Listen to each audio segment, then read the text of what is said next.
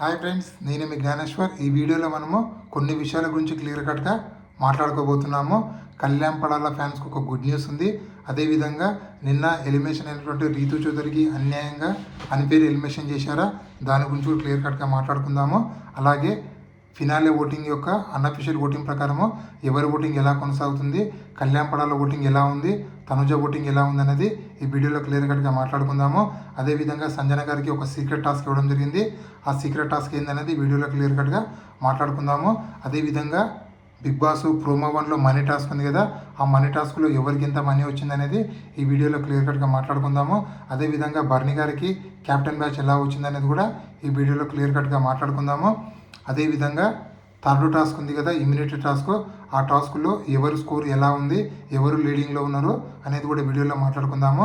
అంతకన్నా ముందు big boss 9 title విన్నరు కళ్యాణ్ పడాలా అవుతాడా, తనుజ అవుతుందా, ఇమాన్యుల్ అవుతారా, మీరు ఎవరికి సపోర్ట్ చేస్తున్నారు, మీరు ఎవరికి ఓటేస్తున్నారు అనేది ఈ వీడియో కింద ఒక లైక్ చేసి కింద కామెంట్ అయితే పెట్టండి. అసలైన మ్యాటర్కి వెళ్ళిపోదాము. ఫస్ట్ బర్నీ గారికి క్యాప్టెన్ బ్యాచ్ ఎలా వచ్చిందంటే, బిగ్ బాస్ 7లో అమర్దీప్ చౌదరి క్యాప్టెన్ కాకుండా క్యాప్టెన్ చేశారు కదా, అదేవిధంగా ఇక్కడ బిగ్ బాస్ 9లో కళ్యాణ్ పడాల క్యాప్టెన్సీ అయిపోయిన తర్వాత ఎవరో ఒకరు బిగ్ బాస్ హౌస్కి ఒక మానిటర్ ఉండాలి, లేకపోతే హౌస్ హార్మోనీ దెబ్బతింటుందని చెప్పి ఆ మానిటర్ పోస్టు బర్నీ గారికి ఇవ్వడం జరిగింది. సో అంటే క్యాప్టెన్ బ్యాచ్ ఇవ్వడం జరిగింది. ఆ క్యాప్టెన్కి ఎలాంటి పవర్ అనేది ఉండదు, ఎలాంటి ఇమ్యూనిటీ అనేది ఉండదు, జస్ట్ హౌస్ హార్మోనీ దెబ్బతినకుండా ఒక మానిటర్ ఉండాలి కాబట్టి బర్నీ గారికి క్యాప్టెన్ అయితే ఇవ్వడం అయితే జరిగింది. అది టాపిక్. అదేవిధంగా రీతు చౌదరికి అన్ఫేర్ ఎలిమినేషన్ జరిగిందా అంటే సోషల్ మీడియాలో ఒక రూమరో అది నిజమో తెలియదు, కానీ అదైతే ఫుల్ జరుగుతుంది. అదేంటంటే బర్నీ గారి కోసము రీతు చౌదరిని ఎలిమినేషన్ చేశారని చెప్పి, బర్నీ గారు ఎలాగైనా టాప్ 5లో పెట్టాలని చెప్పి బిగ్ బాస్ టీం అనుకొని రీతు ఒకవేళ ఉంటే అడ్డొస్తుందని చెప్పి రీతు చౌదరిని ఎలిమినేషన్ చేశారని చెప్పి అప్డేట్ అయితే సోషల్ మీడియాలో ఫుల్ ట్రెండింగ్లో ఉంది.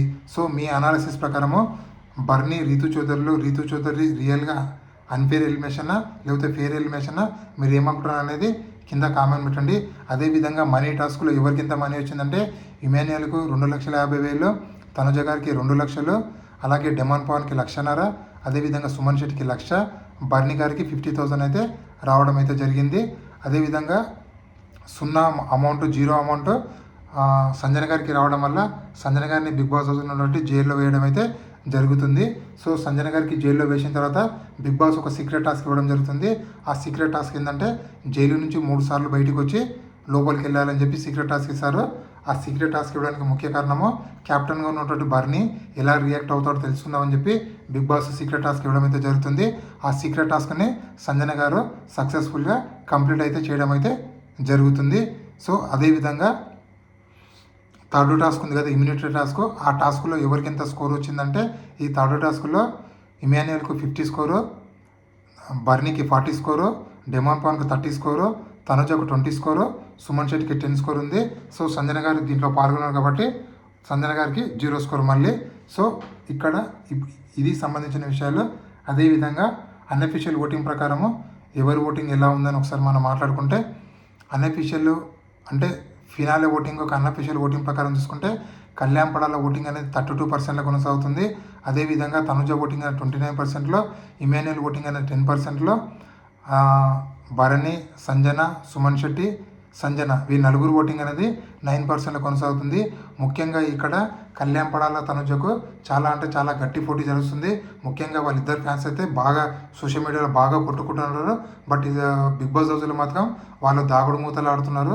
అది ఈరోజు 24/7 లైవ్ చూస్తే కళ్యాణ్ పడాల తనుజ వాళ్ళిద్దరు దాగుడు మూతలు ఆడుతున్నారు. ఫస్ట్ టైము ఒక టాప్ 1 టాప్ 2 కంటెస్టెంట్లు ఇంత క్లోజ్గా మూవ్ అవ్వడం అనేది నేను ఏ సీజన్లో అయితే ఇంతవరకు అయితే చూడలేదు. ఎందుకంటే బిగ్ బాస్ 1 నుంచి చూసుకుంటే మీరు బిగ్ బాస్ 1లో శివబాలాజీ, ఆదర్శ్ ఇద్దరు ఫైట్ పడ్డారు. అదేవిధంగా బిగ్ బాస్ 2లో కౌశల్ మండ, గీతా మాధురి ఇద్దరు ఫుల్ టఫ్ ఫైట్ పడుకుంటేనే టాప్ వాళ్ళకి వచ్చారు. అదేవిధంగా మన రాహుల్ సిప్పిగంజ్, శ్రీముఖి, అదేవిధంగా అభిజిత్, మన ఎవరు అఖిల్ సర్దకు అందరూ టాప్ 1 టాప్ 2 ఉన్న కంటెస్టెంట్లు ఇద్దరు అంటే శత్రువులాగా గొడవ పడుకొని వచ్చారు. కానీ ఫస్ట్ టైము బిగ్ బాస్ 9లో ఇద్దరు ఫ్రెండ్స్ టాప్ 1 టాప్ 2 పొజిషన్లో ఉన్నారు. అది కూడా ఇద్దరు క్లోజ్గా పోవడం, ఎప్పుడు వాళ్ళిద్దరు ఒకరు కొట్టుకోలేదు. సో చూద్దాము ఎవరు గెలుస్తారో, మీ సపోర్ట్ ఎవరికి అనేది ఈ వీడియో కింద లైక్ చేసి కామెంట్ పెట్టండి. ఇలాంటి కొత్త కొత్త వీడియోలు ఎప్పుడప్పుడు అందిస్తుంటాను. నేను మీ జ్ఞానేశ్వర్. జై హింద్. ఉంటా మరి.